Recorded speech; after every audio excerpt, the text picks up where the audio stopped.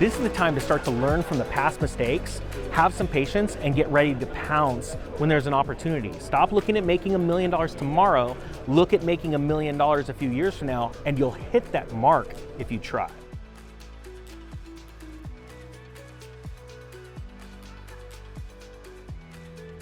Welcome to StockPulse Silver Symposium 2021. I've got a special guest here, the Economic Ninja. The Economic Ninja is one of the fastest growing YouTube financial channels, so kind of excited to talk to this guy. So Ninja, appreciate you stopping by here and making the trip from Sacramento. He's got his usual I got my notes. So yeah, I guess what to talk about, I guess when I grab a guy like you, you have a very diverse background. You've played in cryptos before, you're a big fan of the metals here.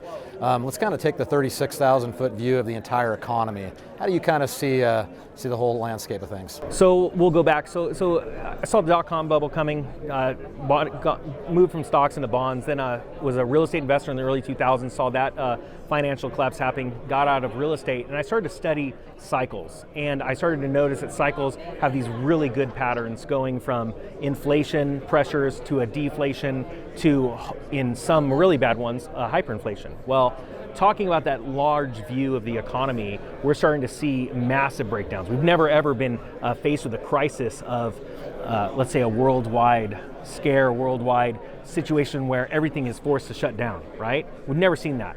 Even before that, we were seeing the banking collapse in 2019 when the interbank lending rate was collapsing.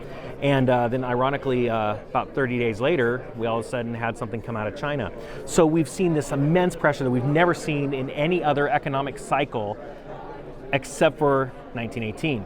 So when we're talking about the breakdown in the economic landscape right now, the big thing I'm focusing on is the supply chain, because that is creating immense pressure. It's creating pressure on household incomes because prices are going up. And then it's going to turn where people stop buying just the things they want to buy, and they're going to focus on the things they need to buy. And that's going to add a lot of pressure on the economy soon.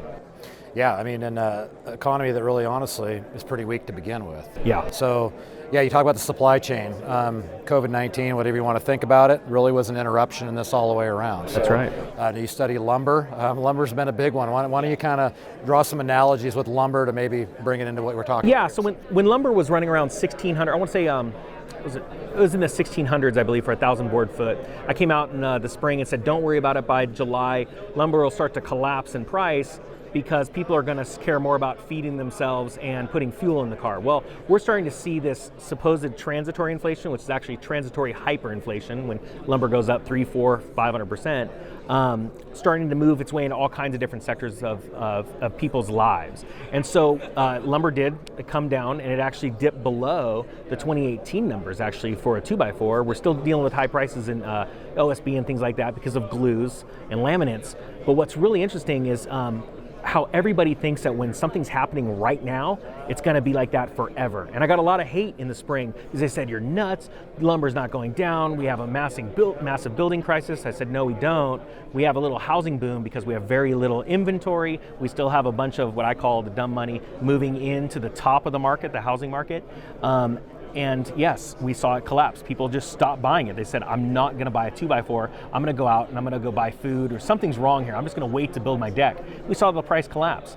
Now we're seeing people going, well, can it go down even further? You know what I mean? And that is literally going to repeat itself in many different asset classes. I believe steel's the next one, actually. Wow. So we're here at a Silver Symposium, and you painted a pretty ugly picture, but yet you're probably the happiest guy around here. You seem we're gonna very crush excited it. Because you keep telling me we're gonna crush this. So. Yeah. So there's a lot of juniors in here, and they depend on a good market, and you've got some bad news for them short term. Yeah. But you've got some fantastic news for them later. So get into what you're thinking there. Yeah, so I did a video a while back that silver and gold are going to come down in price because we're going to have a liquidation event. I started talking about CMBSs, which are commercial mortgage-backed securities. Started talking about the Evergrande story before anyone ever was. And what we're seeing recently is a de-risking event where companies have exposure to all kinds of assets, and they're selling those assets to raise dollars. And we know this because everything's going down in price the last couple of weeks, including cryptocurrencies, and you're seeing the USD index going up. So that just completely, when silver goes down a couple bucks, we know what happens to the juniors, the exploration plays. But I sit there and get excited because even though I have some of these stocks that have gone down, silver goes down a couple bucks, a miner can go down, shoot 20%, right? 30%.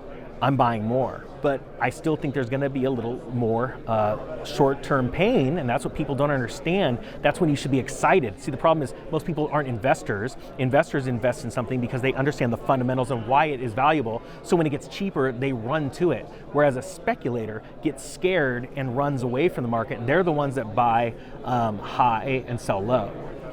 So I'm going to be doing that in silver. We're going to crush it. And when it turns, this is just like what happened in 2008 when we saw Bear Stearns go and then Lehman Brothers go. We saw silver, gold, and all kinds of asset classes start to lower until July. Everything started to dump. But then once gold and silver found its bottom in November, and remember, the stocks didn't find their bottom till the spring. So when they started a multi-year bull run back then, look at what kind of money you could have made in a junior miner, an exploration play, even a major miner. There was tons of money to be made. And so yes, I'm going to kill it. We always talk about when people say, what are we going to do during this? It's like everything's falling apart. I'm going to buy your stuff. We're going to try and warn as many people, and only a certain amount of people are going to be ready for this, and then I'm going to buy all your stuff. I'll just sell it back to you, I guess, later.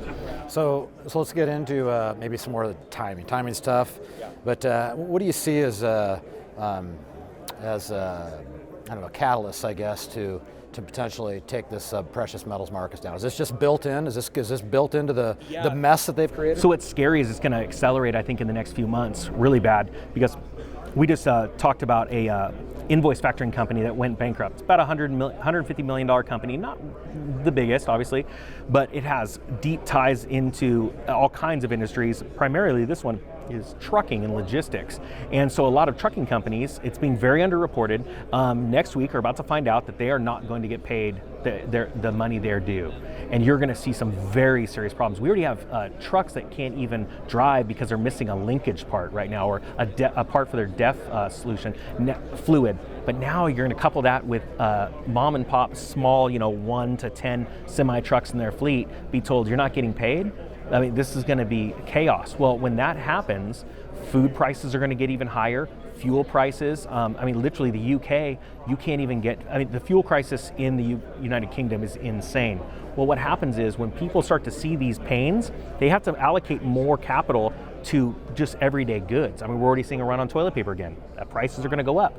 So we're going to see some more pain in all asset classes. And that's why during a deflation period, cash is king. I haven't sold my mining stocks, but I'm not buying any more right now. I'm keeping my cash to go buy them up as they come down. Same thing with metal, but physical metal, the squeeze is on. It's hard to even catch a really good deal when silver gets slammed 5% because the VIG just runs up pretty fast because there's so much buying pressure now. What's the, in your view, what's the best way to attack this market? So understanding the cycles and understanding that nothing ever stays the same. We have ebbs and flows, and cycles always do repeat themselves, but really long term. Everybody wants to be rich quick. It's like cryptocurrency, I've already lived through one massive cycle in cryptocurrency. And I think one thing is complete diversification. And then secondly, understanding how important your cash position is. And actually I'll add a third thing. Everybody has that, I just missed out. I could have made money if I would have just bought it. Well, the problem is with that kind of thinking, that gets you into too much of a speculative play next because you're afraid of missing out. Understand that cash is there for like an insurance policy. When there's a good deal on the investments you've already made because you believe in them, look to add to more. And I'm not a financial advisor, but this is how I do it. Look to add to more, and if you do miss the boat, that cash is still there. It's okay. We're not going to the digital dollar just yet. We got about a year and a half for that. So. Yeah, don't get me started on that. I was going to say there's another one, maybe for another time, the digital market. But I completely agree with you. So I guess give us a final takeaway here. You just scared a lot of people probably, but I think you just excited a lot of people. So patience was the word of the day I've heard around here. Yeah. Is that the? Yeah, patience is huge. Everybody says, they go, I wish I would have bought a house in 2009, 2010, right? Everyone always says, I wish I would have bought silver when it was $2, right? Well, you have to look at the emotional state everyone is in. Why it was at that price is because it just came down, crashing down. This is the time to start to learn from the past mistakes, have some patience, and get ready to pounce when there's an opportunity. Stop looking at making $1 million tomorrow. Look at making $1 million a few years from now, and you'll hit that mark if you try. So it's not about tomorrow, it's about a couple years from now. But it takes action tomorrow and then action the next day. How do people follow you, Ninja? That's just the Economic Ninja channel on YouTube. I'm just a dude with a bro hawk and a dream. I've got my cardboard notes. There's really nothing fancy there. I misspell half the words. Don't expect much, and you might be pleased then. I think he's being a little modest there, folks, but Economic Ninja, appreciate your time here. Oh, you're awesome. So thanks for coming to the Silver Symposium from Sacramento. Absolutely. I'm out.